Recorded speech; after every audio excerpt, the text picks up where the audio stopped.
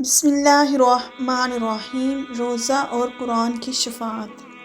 حضرت عبداللہ بن عمر رضی اللہ تعالیٰ عنہ سے روایت ہے کہ رسول اللہ صلی اللہ علیہ وآلہ وسلم نے فرمایا، روزہ اور قرآن دونوں بندے کی سفارش کریں گے، یعنی اس بندے کی جو دن میں روزہ رکھے گا اور رات میں اللہ کے حضور میں کھڑے ہو کر اس کا کلام میں پاک کلام قرآن مجید پڑھے گا یا سنا کرے گا۔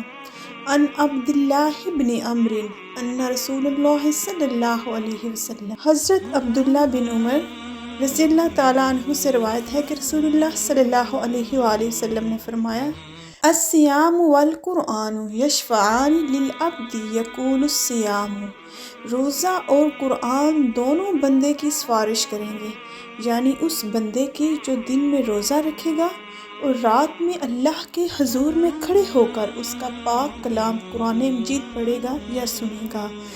ای ربی، روزہ عرض کرے گا، انی منعتہ الطعام والشہوات بالنہار فشفعنی فیہ، روزہ عرض کرے گا، اے میرے پروردگار، میں نے اس بندے کو کھانے پینے اور نفس کی خواہش پورا کرنے سے روکے رکھا تھا، آج میری سفارش اس کے حق میں قبول فرما اور اس کے ساتھ مغفرت و رحمت کا معاملہ فرما۔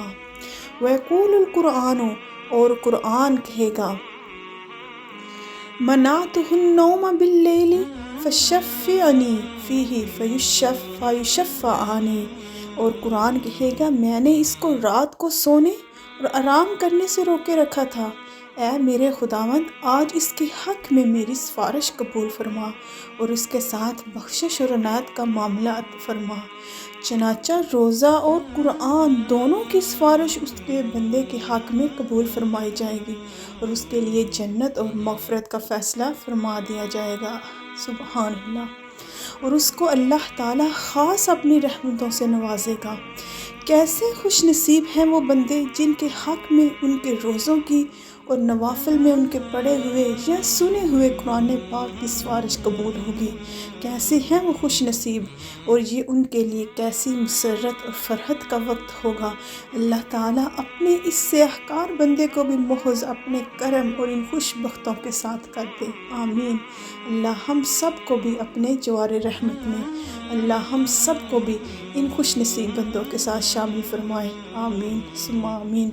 ویڈیو اچھی لگی ہو تو لائک، شیئر اور سبسکرائب کیجیے۔ فی امان اللہ۔